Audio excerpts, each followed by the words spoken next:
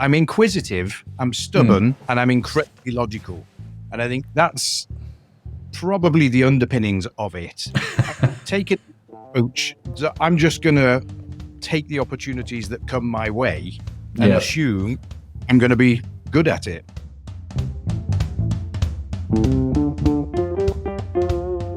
Welcome to Push to Be More with me, your host, Matt Edmondson. Now, this is a show that talks about the stuff that makes life work. And to help us do just that, I am chatting with today's guest, Mark Buchanan from practicaleyes.com. Oh yes, about where he's had to push through, what he does to recharge his batteries, and basically where he sees the future going, really. So, the show notes and transcript from my conversation with Mark are available on our website, pushtobemore.com. On our website, you can also sign up for our newsletter, and each week we will email you the links along with the notes from the conversation direct to your inbox automatically, and it's totally free, which is amazing. Now, this episode is brought to you by Orion Media, which helps entrepreneurs and business leaders set up and run their own successful podcast to grow their own business. You know what? I have found running my own podcast to be insanely rewarding. It opens doors to amazing people like nothing else I have seen. I have built networks, made friends, had a platform to champion my customers, my team, and my suppliers. And I genuinely think that just about any entrepreneur or business leader could benefit from having a podcast. Principally because it's had such a big impact on my own business. Now, of course, this all sounds great in theory, but in reality, there is the whole problem of setting up distribution, getting the tech right, knowing what the right podcast strategy is. I mean, the list goes on. As you know, dear listener, I love talking. I just genuinely love talking to people. But I'm not a big fan of all that other stuff, all the production, all the promotion, all that sort of stuff. So the team at Orion Media take it all off my plate. I get to do what I'm good at, and they brilliantly take care of the rest. So if you're wondering if podcasting is a good marketing strategy for your business, do connect with them at orionmedia.com. That's Orion, AURION media.com. And of course, there will be a link on the podcast website as well, which is pushtobemore.com. Now, our guest has had a remarkable career spanning multiple sectors and roles. Starting as an electrical engineer, he moved on to become a leader in the charitable sector before transitioning to consulting and coaching and founding his own company. We're going to get into all of this. He's worked with clients in over 60 countries. Let me get that statement right. And he's become an expert in leadership, problem solving, and instilling a culture of strategic execution, which I just really like as a phrase. He has a passion for social responsibility and sustainability, and that's led him to find and start We Are Fair Trade. Mark is also a Churchill fan, and who's not a Churchill fan? Who never gives up. When not working, Mark will be found on his motorbike and pursuing other hobbies like photography and an occasional interest in woodwork, which we share. We may talk about all of these things. Now, Mark, it's great to have you on the show. Thanks for joining me, man. How are you doing? I'm doing really well. Thank you. Thanks for having me. Oh no, it's great. I'm absolutely looking forward to this. Now, I'm looking at you on video. Obviously, on the video camera, I can see you. And if you're watching this on YouTube, listener, you'd be a viewer technically. You can see a background to you, Mark. Now, is that a green screen background or is that your actual background? Oh, this is the first honesty test, isn't it? Yeah. No, I'd love to say. Yeah, this is my own woodwork shop just over the weekend. But no, that would be up. It's actually a green screen backdrop. Yes. Well, I was going to say, it's a very beautiful piece of joinery going on in the background there. And so if you did make it, can I just say right here at the start, talking about full honesty, I'll share this with you, Mark, because I think you'll appreciate it. Sorry, listener, if you're not really into woodwork, but my daughter, Zoe, she's 16 years old. Coming up for 16 years old next week. And she said to me, like 5 years ago, Dad, I want you to make me a bed. Okay, with all the stuff that I make in the workshop, she's like, Dad, I want you to make me a bed. And we've been talking about this for years. Eventually, I'm like, right, I've now got the space to start making you a bed. Let's design the bed that you want. Okay, so I sat down with my daughter and with Pinterest, and we went through copious amounts of images, and we're like, oh, we like this bit, we don't like that bit. And so we started to sketch out what we wanted, and we drew up this bed. I then designed that bed in 3D software so I can figure out the wood that I need to make the bed. And I've got all the wood. It's in the warehouse, right? I have a little workshop in my warehouse, and I've got all the wood there waiting to be milled to the right size. And the night before I start chopping that wood, I thought, I just wonder. So I went on to an AI image generation website, and I said, design me a wooden bed that's ... the criteria that Zoe had. And we came out with about 20 different images. But instantly Zoe saw one that she she liked, and she went, actually, Dad, can I have that? Wow. So AI, Mark, is a better furniture designer than I am, apparently. So I am now taking this design from AI and making it so you can actually manufacture it. But yeah, can you believe that? Well, how's this for a segue, though? But of course, it's all about the execution, isn't it, Matt? So let them design it, but it's still your ability to execute that will make you happy. So there you go. Yeah, well, thanks for making me feel better. It's annoying, though, isn't it? Where some piece of code can replace 20 years of trial and error and frustration and skill building. Hey, it's really interesting, isn't it, where AI is going and how it sort of gives you these interesting stuff. I don't think it solves the problem. Like, it didn't give me the furniture plans, but it starts you thinking down perhaps ways that you never would have conceptually thought, or at least I didn't conceptually think about where it was going. And so that I found fascinating and interesting. So speaking of AI, Mr. I don't know what the segue here is, Mark, but your career has taken you from electrical engineering, right, to leadership roles in the charitable sector. Now you're a consultant coach, and you're sort of starting We Are Fair Trade Limited. It's an interesting career, isn't it? And I'm curious, how has sort of all these diverse experiences shaped your approach to leadership and business strategy? Yeah, so I'd love to say this has been a fiendishly cunning scheme that I cooked up when I was 12, and I've followed it, and look at me now. But that wouldn't be true. I think there's a few things. I'm inquisitive, I'm stubborn, and I'm incredibly logical. And I think that's probably the underpinnings of it. Take it approach that I'm just going to take the opportunities that come my way and assume I'm going to be good at it. I had a very, very strong father whose own father and grandfather and great-great-grandfather were emotionally stunted people. And for some miraculous reason, he became a firebreak father and instilled tremendous confidence into me, my sister, and my brother. Because I think without that, it would be a very different story. And it's not that I can do everything at a brilliant standard, but I've always approached things assuming that I will be able to do it rather than assuming that I won't. But then when opportunities have come along, I've just said yes. And I like learning new things. I like change. I like chaos. I like tumult. I'm not brilliant at stable state. So the engineering just sort of honed my sort of fundamental logic. So in left brain, right brain terms, I sit right in the middle. So I'm very logical, but with a creative flair. So if I'm with logical people, I'm surprisingly creative. And with creative people, I'm surprisingly logical. But things happen for a reason. There is reasons why we get the results we get. And most of those reasons are actually our own decisions and our own paradigms.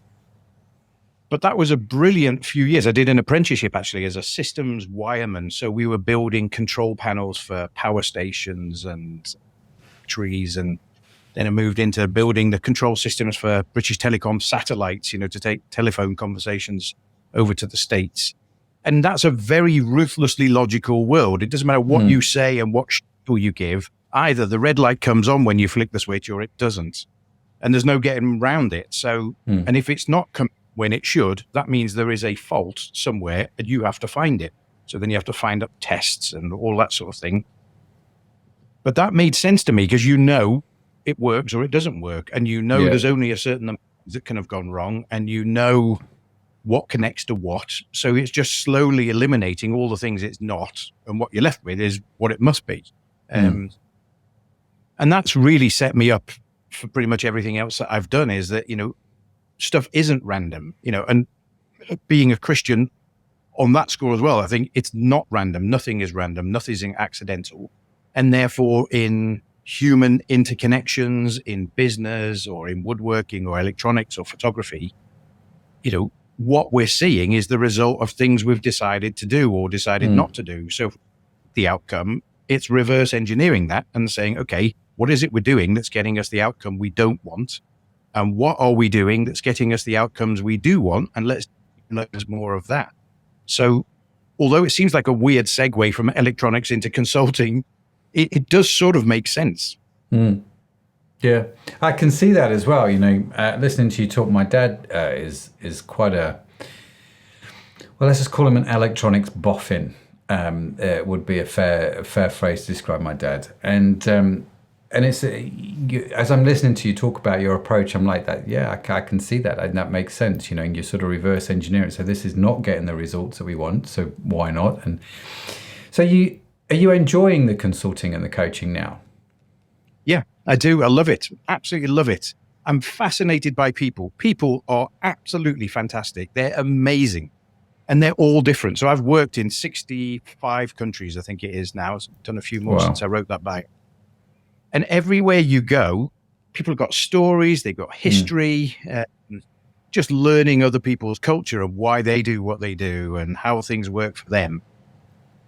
And people want to do a good job. There are very, very few people on the planet who actually say, I think I'll just rip off the boss today if I can get away with it. Or what's the least effort I could.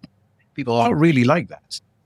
But people have very muddled ideas about who they are, what they can do, and how to interact with other people. But I've come to see that there are principles. So they're not rules, they're principles. So there's fuzziness around them. But fundamentally, if you look just from a socio-ethical point of view, every religious text in the world will contain some version of do unto others as you would have them do to you. It's in everything, the Bhagavad Gita, the Quran, the Talmud, the Bible.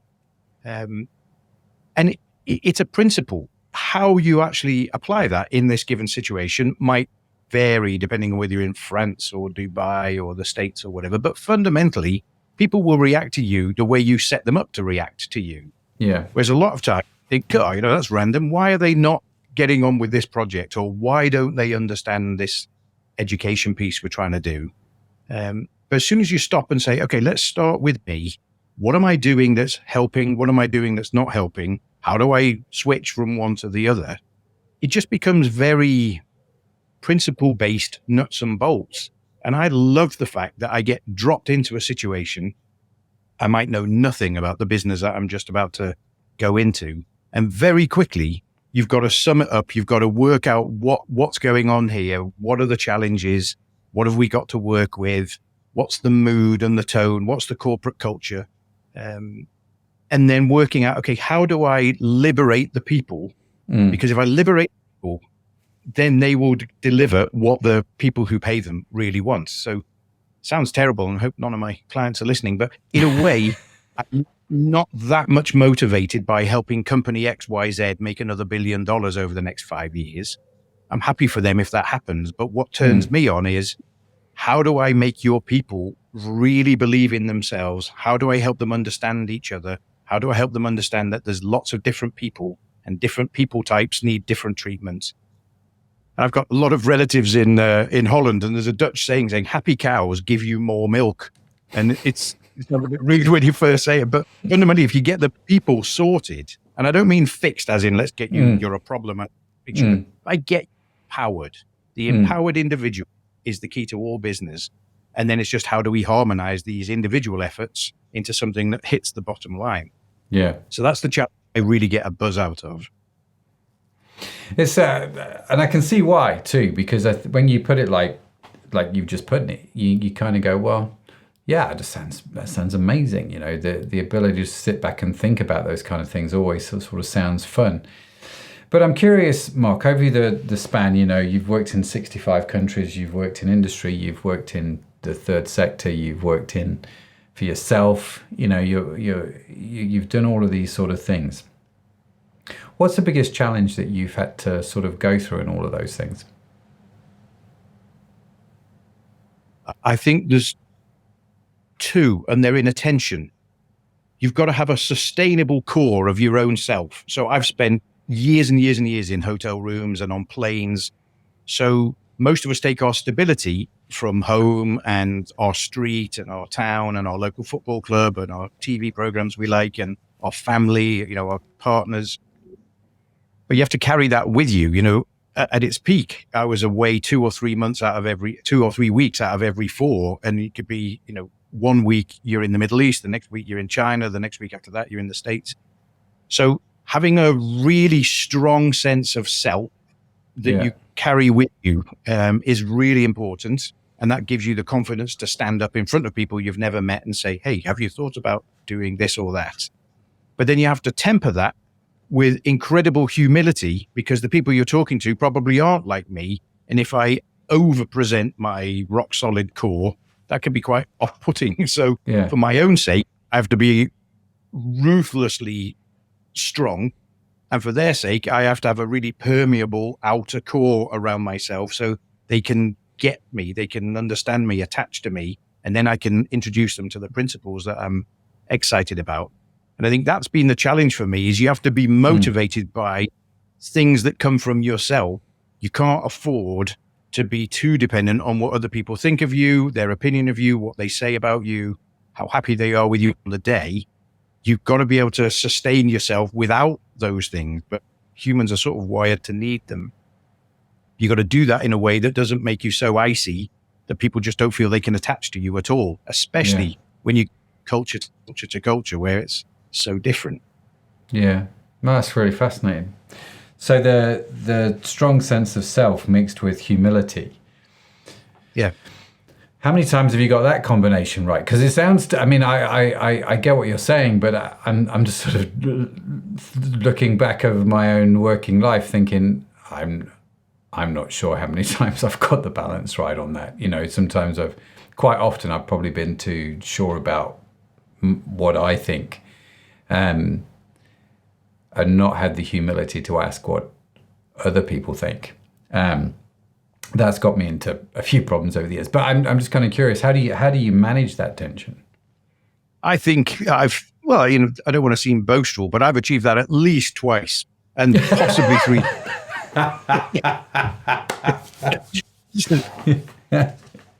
Yeah, if I could get to 4, that would be great. Yeah, and that's it's a pendulum, isn't it? So you're almost never in the right place, and it takes a long time. So there's 2 schools of thought. There's the school of thought that people don't change.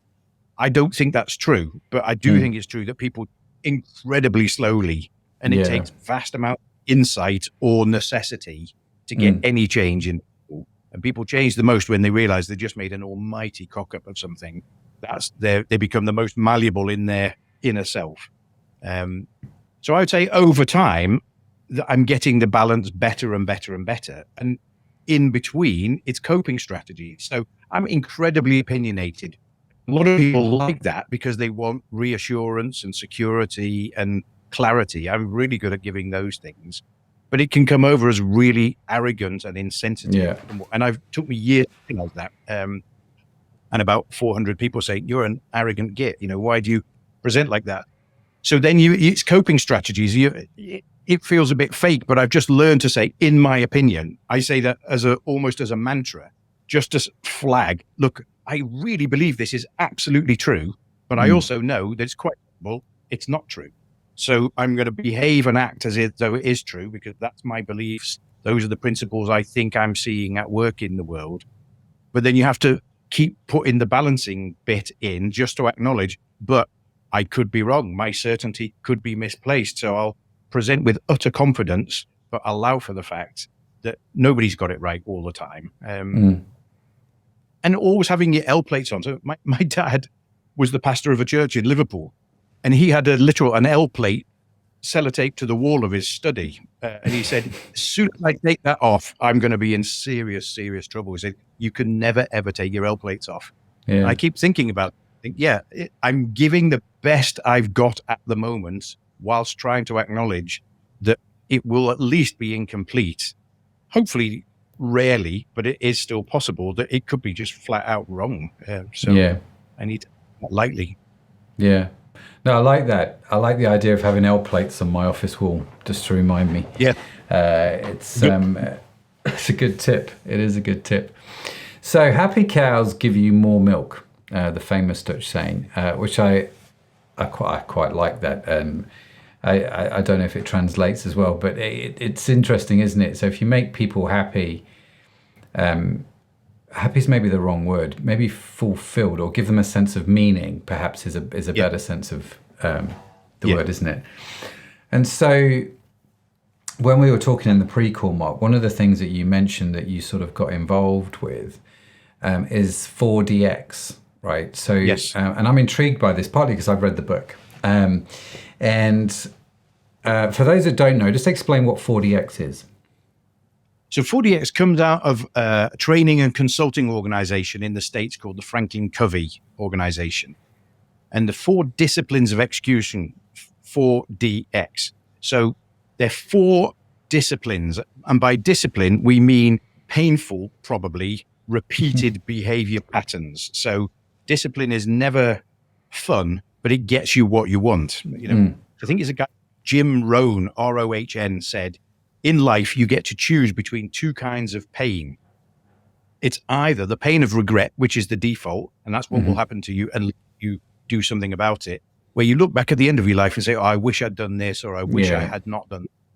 So if we want to avoid that, we have to opt for pain type 2, which is the pain of discipline. It hurts as well and is inconvenient, but it gets us the outcomes that we want. Yeah. So discipline's not a popular term, but if you talk to an athlete, or even if we're talking woodwork, no one ever makes the first joint right, do they? The first time you try and do double joints, it's just embarrassing, frankly. And be the first 20. Well, maybe that's autobiographical, but it takes discipline. Keep coming back and say, okay, what did I do wrong? How do I do better? That's discipline. Yeah. Execution is the ability to get things done. And more importantly, the ability to get the right things done. So the underlying principle is, if you've got 2 companies and one's got a grade A strategy, but only grade B execution, they will do a lot worse than the next company that's got only a B grade strategy, but executes it at an A level. So a brilliant execution of a reasonably good strategy will always outperform rubbish execution of a brilliant strategy. So hence the 4 disciplines, which when they work together and you get those into the business cycle, into the pulse of the business, then they start to migrate your results in a positive direction. It takes time to set some of them up, and you've got to maintain it. That's the discipline bit. They're not quick results, but that's what will get you the outcomes that the business is set up to achieve. And most of the business situations I get dropped into, it isn't that they don't know what to do. It's just that they don't do it. And then on top of that, people spend a huge amount of their day doing stuff that actually doesn't really matter. The boss asked for it, or they enjoy it, or they feel that they're good at it. But they're not good reasons to allocate that bit of your precious time to that particular task. So 4DX is designed to give people a vision for what they're doing based on showing them the connection between their effort and the outcomes that matter to them and their boss and the business. Right. And you said it's come out of the Franklin Covey organization, which is famous, probably the most famous thing I think it's well known for is the 7 Habits, right? Yes. Yeah. 7 Habits of Highly Effective People is sensationally good material. And if I had my way, if I was ever president of the universe, I would make everybody do that course, because it's just common sense, but really, really well organized. And loads of people afterwards say, look, I've always thought that, but I didn't know I thought it because no one's ever actually put it that clearly. And people instinctively sense, you know what, this is absolutely right. And I've delivered it literally all over the world. And I've got people from all kinds of religious faiths, all kinds of political backgrounds saying, oh, yes, yeah, you've obviously taken that from us because that's exactly what we think. So it's genius level material. It makes you think about things that in our busy, loud world, most of us never give enough time to, like what's really important to you, what really matters to you. How do you work effectively with people who are not like you? And dare we say, people you don't even like, how do we get the results then? How do I have integrity? How do I act true to myself? How do I maximize my capabilities? So in many ways, the 4DX sits on top of that foundational platform of the 7 habits. I was going to add, that was one of my questions actually. Are they somehow connected, the 7 habits and 4DX, or are they significantly separated? Yeah, they're not formally connected, except that they both come from the same source. The 7 Habits started off as a book and then became a course, and then that really took off. So they had time management, and then they had the 7 Habits, and those two were the sort of foundational stones of the business. And it was a long time afterwards that 4DX came along, and came along in a few different versions, and we had to feed back how it went, and it iterated over time. So it's not that you have to do the 7 habits and then you can do 4DX, but it makes it a lot more sense if you do that.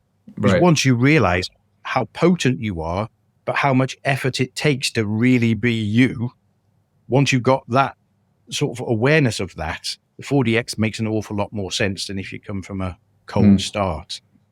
Because it was all about saying no to nearly everything except the things that really matter. So that's all. Every time management course in the world is basically when to say no. That's all it is. Yeah. My opening line always tends to be, there is no such thing as time management. And frankly, time doesn't need managing. It's doing great. It ticks away at 60 seconds a minute, 60 minutes an hour, and it does not need our help. What we're really talking about, me management, and most of me management is of time and effort and money and energy and passion on things that don't really matter. And if you stop doing that, all of a sudden, you've got the time to do the things that are really important. 4DX is a way to get teams to stay focused over long periods of time on what is really important and to work out what is it that we do that actually gets us these important results, which is often quite obtuse. It takes a long time to work out the actions that are really driving business performance. So wildly important goals is the start. What is the wildly important goal? Only have one wildly important goal. At the most, maybe that might go to 3. But if I walk into a business and they say, look, here's our 20 goals for the year, I always just be facetious say, that's great, no goals. They said, no, we've got 20 goals. But that is having goals. Humans cannot gradate their effort or prioritize their effort over 20 possibilities. Nobody can do that, especially not under pressure. So that's in some ways the easy part, is to say, okay, let's really think about what is wildly important. And nearly always that's attached to money, certainly in the business world. But even for a charity, it could be, projects completed or donors signed up. But money is always there somewhere. But then where it gets interesting is we have absolutely no choice over what actions will generate a particular result that we want. That's already designed. So, and that's the hard bit, is where we think, well, no, I should have some choice in that. But you don't. You just have to discover, of all the things I do, what are the few things I do that actually impact the bottom line? So if you're in sales, for instance, like most of us have to be in sales at some point, it's not rocket science, but the more people you talk to about your product, the more people will ask you, how much is it? And the more people ask you, how much is your product, the more people will actually ask for a demonstration. And the more people you demonstrate it to, the more people will finally say yes. So I can like that or hate that, but it is what it is. I can discover it, but I don't have any choice over what it is. And then we also get into what we call dashboarding, which is, how can I show people in as close to real time as possible the impact that their actions are having on the bottom line of the business? So again, lots of call centers or sales operations, What's your pipeline like? How many leads have you got? How many hot leads? How many closings are you going to do? So that you get the sense of, the more I do of this, the better the business does. And showing that visually in a quirky way can really help.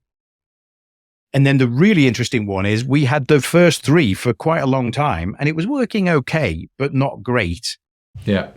And something missing. And in the end, we realized it's mutual accountability was the missing piece. Because saying you've got to do this because the boss says so, that's a pretty tough sell in any business. But if we're saying, listen, I don't want to let my teammates down, I don't want to be the weakling in this operation, holding us accountable to one another suddenly ramped up people's focus and passion and attention to the metrics that we were providing. And that really became the catalyst for some pretty astonishing results. So realizing that we work for each other, that we should be ruthlessly focused on metrics, which should be showing us the connection between effort and outcome, sourced all around, preferably a single goal. When you get that wrapped up and applied meaningfully to this particular organization, that's about the best that humans can generate, in my opinion. Fascinating. And it's really fascinating to hear you talk. So I remember reading the book, the 40X book, and I appreciate this is a slightly different tack for Push, but I thought, I've got you here. I'm not paying for your time, so I'm going to ask you some questions. I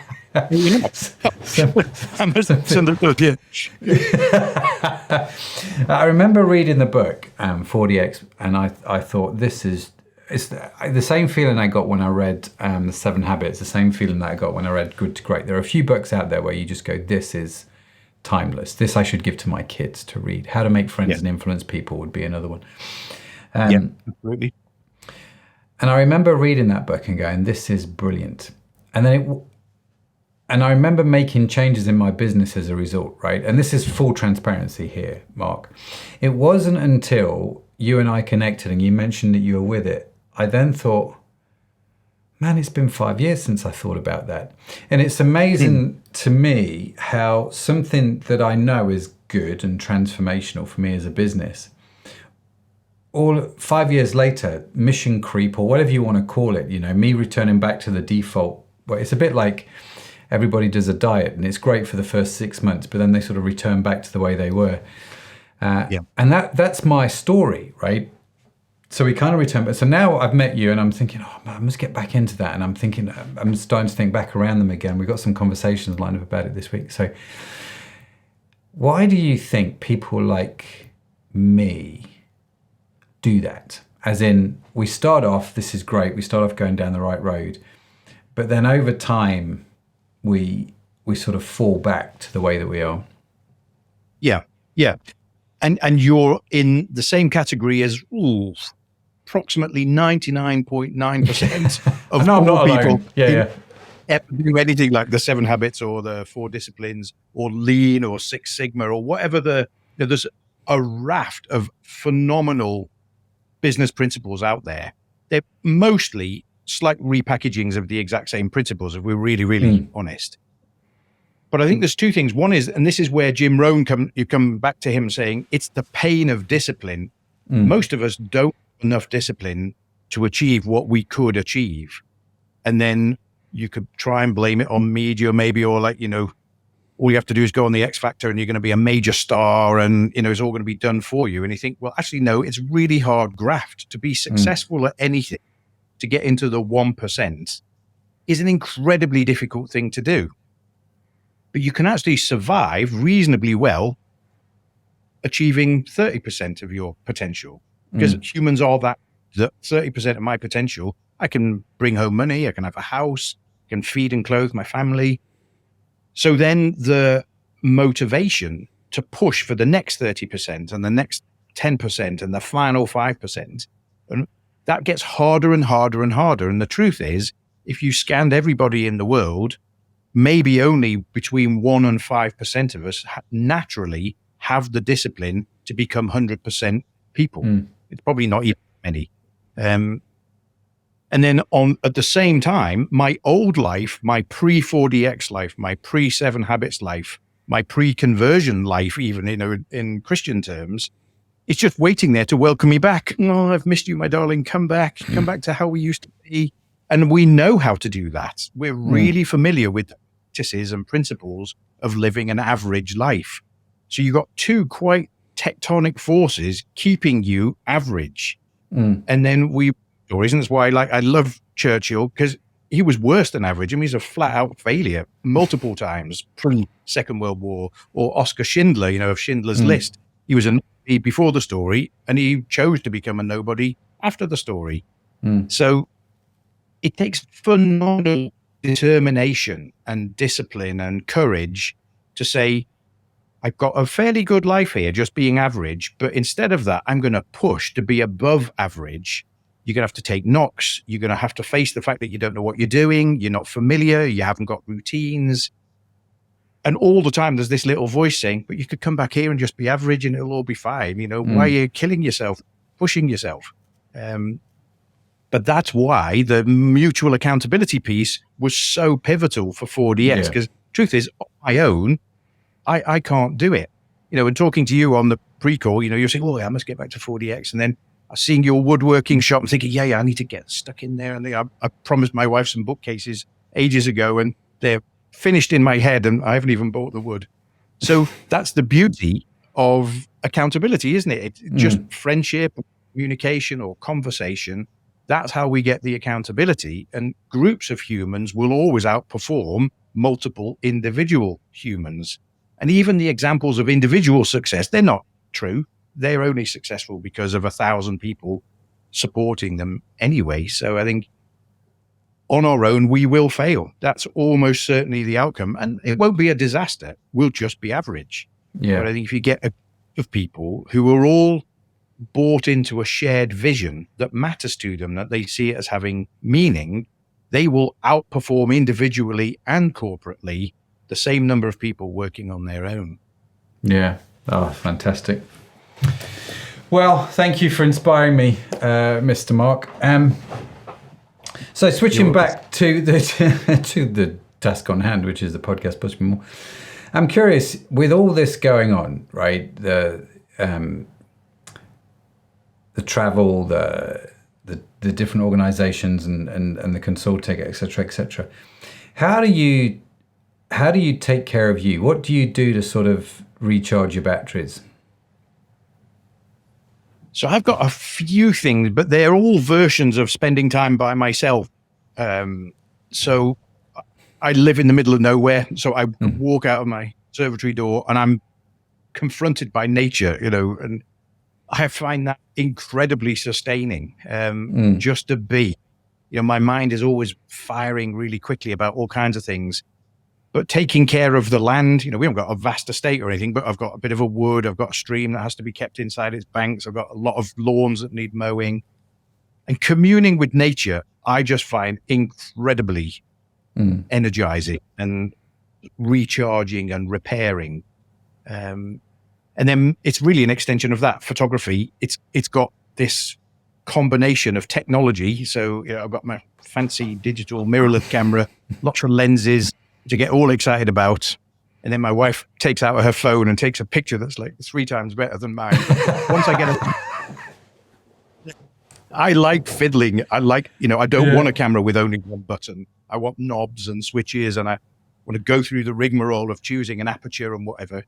And then I love the fact that it, especially with a long telephoto lens, I've got a very, very expensive Canon lens, incredibly sharp images with beautiful background blur. And then I'm looking at a huge mountain called Ingleborough when I look out of my back windows, and it's just a vast landscape in front of me. But with a long lens in particular, I end up taking a picture of a bit of a branch of a tree or a sheep in the field. And it's that zooming in onto one small piece of the big picture. I find that very centering. And then quite meditative. So again, my dad used to teach Bible meditation, where rolling a verse of the Bible round and round and round in your head, just chewing on it and chewing on it and chewing on it. So I like to do that, to just have some thoughts in my mind when I set off. And then in that calming atmosphere, stop trying to think about how to, save the world, and start thinking about, why is grass green? Or, how many sheep is the optimum number for a field of that size? Or look at that flag. Isn't that incredible? And I think that stills me, and then meditation, prayer, they're so closely linked. You sometimes can't tell which one you're actually doing. And just being reminded of my own smallness and my insignificance is actually very, very helpful, because I tend to think, I've got to do this and I've got to do that. And I love projects and I work well trying to achieve the impossible. But I remember being in Yosemite National Park years ago, standing at the bottom of a mountain called El Capitan, and you can lift almost a mile straight up, and you feel like an absolute speck. And it felt great. And I just thought, you know what? I'm not the most important person around here. It's not all on me.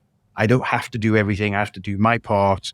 And I'm a small cog in a very big wheel. And I find that really, really helpful and centering. Wow.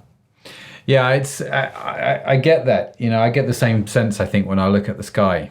I like to go for a walk around our local park, and if you get it on a clear night and you can just see so much of the sky, and you look at that and go, it's massive and I'm so tiny, but it feels quite lovely all at the same time. You feel like you feel like a sense of belonging in a lot of sense, which is quite intriguing.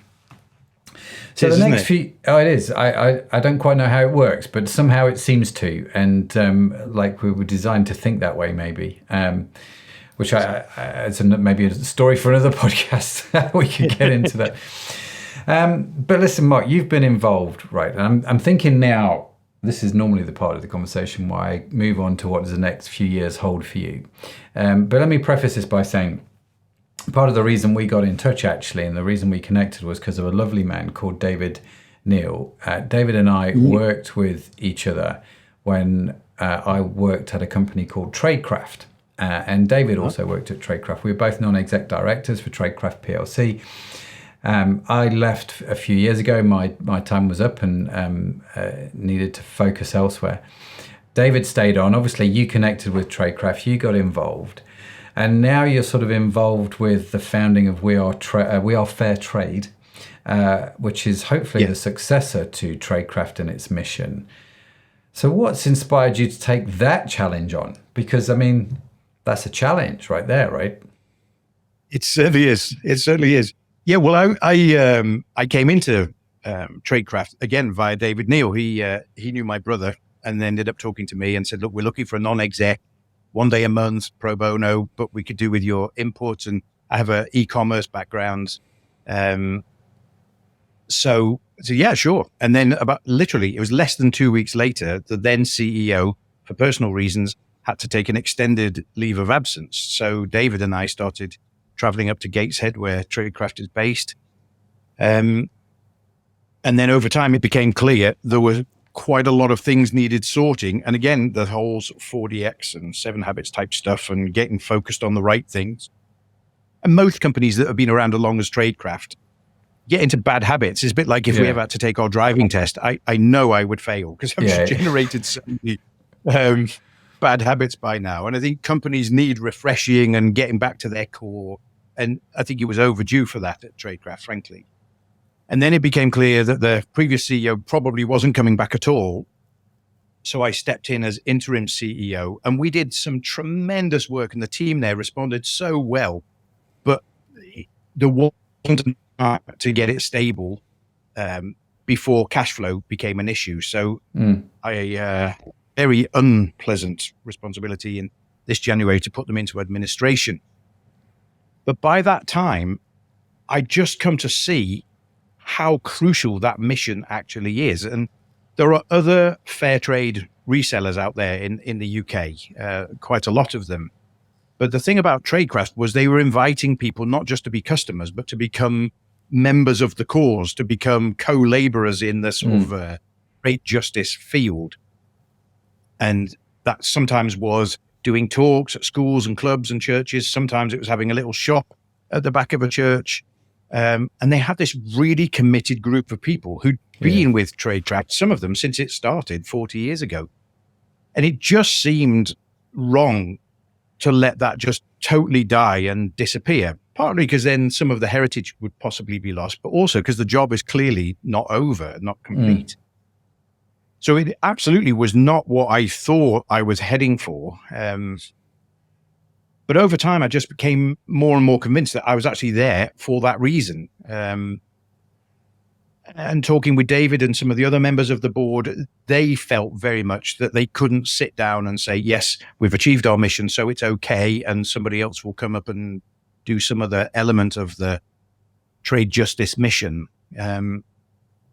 So myself and a lady called Joanne Cotton, who was giving us some financial input, said, okay, let's start a company and let's see if we can pick up the assets and let's carry on. And it's also a chance to bring the company up to speed because, when Tradecraft was founded, there was no internet, and websites weren't even a thing. Whereas now there are lots of ways and means of doing business digitally. It's very hard to change the organization to catch up.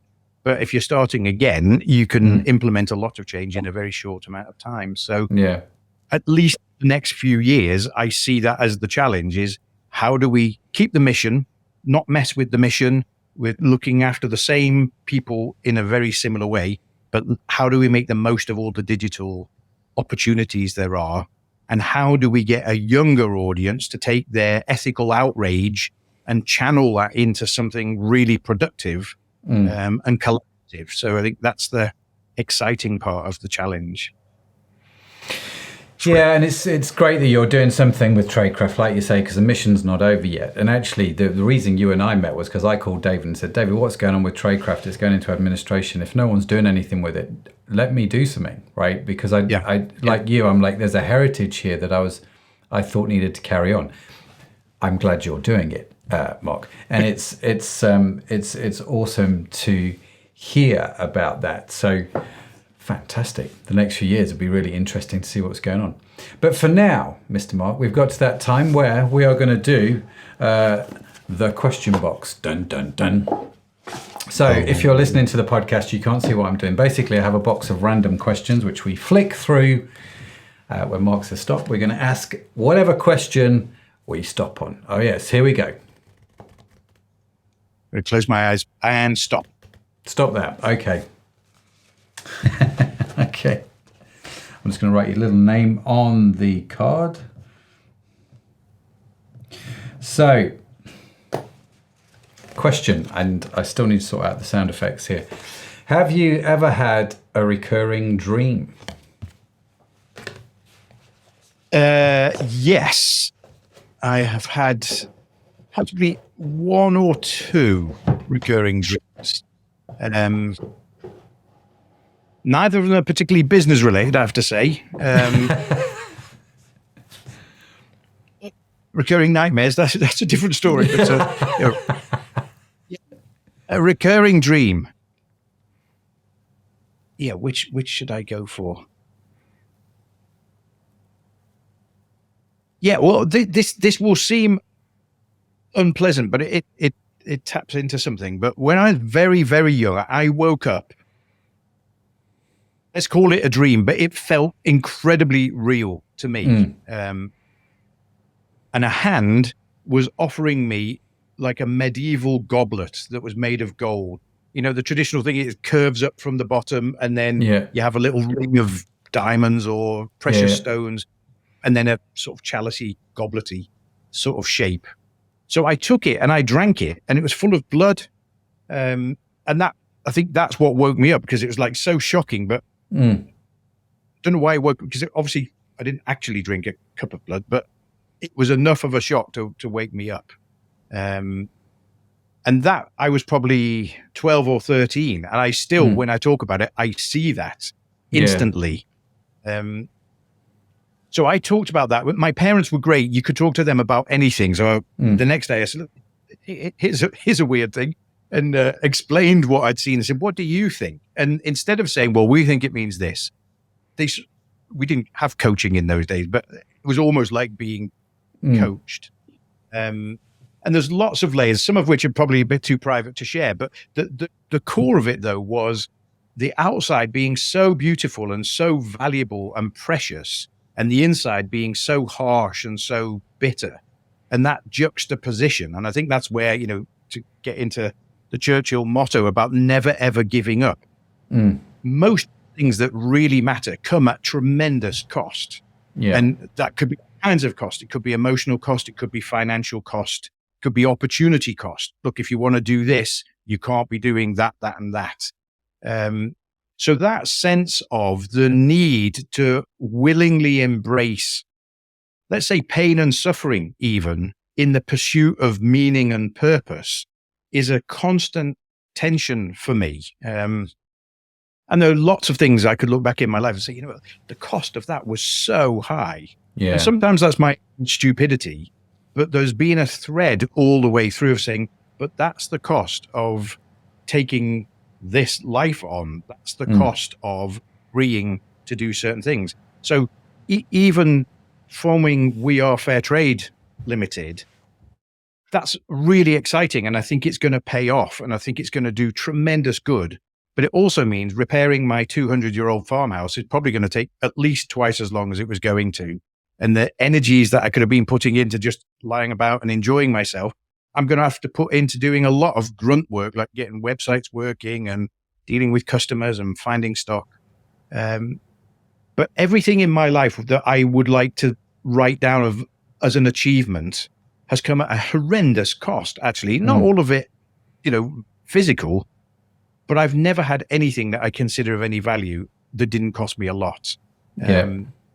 Versions of that dream I have on a almost annual basis. And then when you get talking like this, it just reminds you again as well of it's the willingness to embrace pain and suffering. Sounds a bit, arty-farty, but let's say discomfort or inconvenience or loss of peace or not peace, loss of enjoyment and relaxation. That's always a price that needs to be paid. And again, it's back to the pain of discipline again, isn't it? It's like, it's uncomfortable, not something you'd say, oh, thank you so much for that. But you're motivated because you believe that is the route to get to something that is the golden goblet. And you say, okay, that was actually worth it. Yeah, that's powerful. That's a really powerful dream. And it's intriguing, isn't it? I think there are two schools of people. There's people that never pay any attention to their dreams, and there's people that actually pay a lot of attention to their dreams and what they mean. And so really, really fascinating. Mark, listen, as you know, this show is sponsored by Orion Media, which specializes in helping good folks just like yourself. And by the way, love the shirt. Good folks in great shirts set up and run their own podcast. So I'm curious, right? If you had your own podcast, out of all the people that have sort of impacted your life, past and present, who would you interview? Who would you want on the show to talk to, and why? Ooh, and how many can I have? Let's go with 3. 3. Okay.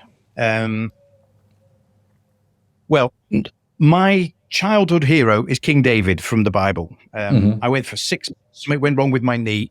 I couldn't walk, couldn't go to school. And my mum bought a copy of this translation of the Bible called the Living Bible that was so readable. And she was smart, read me every war story in the Old Testament that she could find that most involved King David. So he's an absolute legend in my thinking, because on the one hand, he's a hero, and on the other hand, he's a complete charlatan. Yeah. And you think, well, those two things work together, and I can look back on parts of my life and say, what a moron. Why on earth did you do that, Buchanan? What were you thinking? But the fact that even after some debacles, you can still be an achiever, you can still be somebody who can motivate himself and keep going.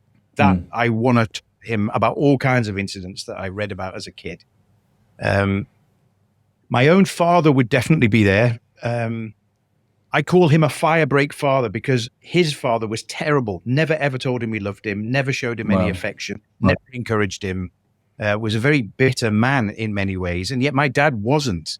And you think this thing of, well, everything genetically should have sent my dad one way and he went a different way. And as he became remarkably well known and remarkably effective without any qualifications, can't hear, all kinds of things. You think, wow, how did that happen? To him a lot. I videoed his autobiography before he died, but still, I wish I'd asked him more questions. So I definitely have him on the podcast, for sure. And then I'd like to interview, there's a whole raft of them, but leaders from countries that we consider to be dubious countries. So I've spent 25 years in and out of the Middle East for one reason or another. And the view in the West of the Middle East is generally quite negative. And yet out there, I've enjoyed the hospitality and I've found it fascinating. So just because they're people who we probably are subliminally programmed to see as bad, I like to sit with them, even dare we say the likes of a Saddam Hussein, and say, look, whether we'd ever get a clear answer or not, I don't know, but what was motivating you? Why did you do what you did? And it may be that I then make notes and say, here's 12 things I'm never, ever going to do. But it's just the labels of good and bad. And I've done some things in my life that I am really ashamed of. So sometimes I see pictures of myself, with a label of bad person over me. But I don't feel like, I didn't do it to be bad. I didn't set out to be bad. And you think, I wonder how much of that is true with some of our textbook villains. And just to see, why did you do what you did? How sincere were you? If I understood you better, would I actually label you as evil, or would I just disagree with you? So that's a more nefarious or nebulous one. But just this sense of we pigeonhole people with remarkably little evidence sometimes. So I wouldn't mind being confronted with a villain and see if I really thought they were one. Wow. Well, you're the first person to ever mention having villains on your podcast, Mark. So I'm intrigued. The first person to mention King David, definitely not the first person to mention their dad, but it's interesting, isn't it, listening to you talk about that. I was talking to somebody earlier on about the life of Martin Luther King and how they were inspired by Martin Luther King. And in fact, it was Ed Walker who is going to be on one of the podcasts. Anyway, Ed and I were talking about that, and I think about Martin Luther King, and I think about his speech, the I Have a Dream, and the impact he had on the US in the 60s. But then when you reconcile that with his family life and how it wasn't great, do you know what I mean? And it's like, part of you is like, how can you hold such a man in high esteem? And then part of you is like, we definitely need to hold this guy up in high esteem. But then, like you say, we do the same with people like King David, don't we? And definitely had his flaws, fascinating. No human being is perfect, right? So, no, that's right. That's right. Yeah, and it's imperfect people doing extraordinary things. It's attention, isn't it? And you think, and we do insist that our politicians are either all good or all bad. But I think with nearly everybody, we have to sift. So I'm writing a bit of a semi-autobiographical novel called A Speck of Gold and a Handful of Dust. It is largely, I spent so much time in and out of the Middle East, and I was trying to process things that I'd seen and done, so that in a novel I can bend it and shape it and make it a lot more coherent than it really was.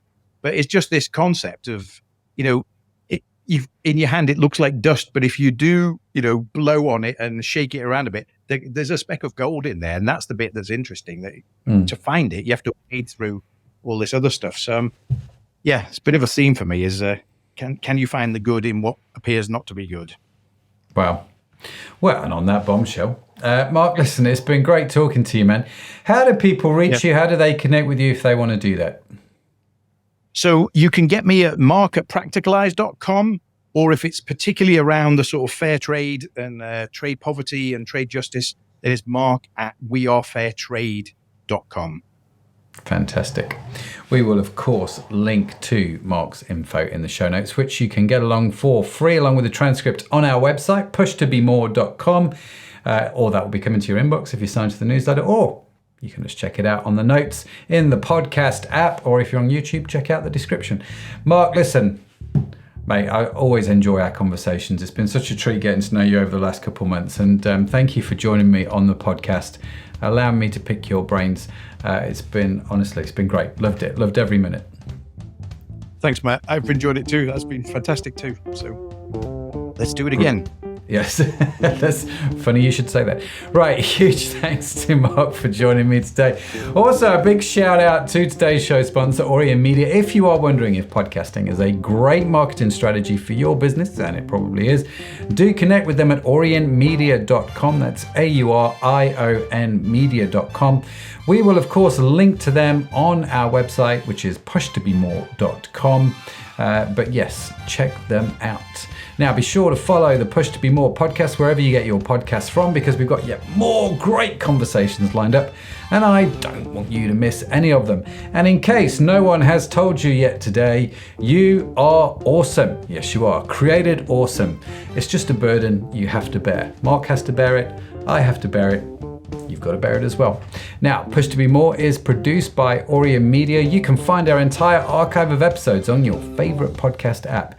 The team that makes this show possible is Sadaf Bainon, Estella Robin, and Tanya Hutzalek. Our theme music was written by the fabulous Josh Edmondson. And as I mentioned, if you would like to read the transcript and show notes, well, they're on our website, pushtobemore.com. So that's it from me. That's it from Mark. Thank you so much for joining us.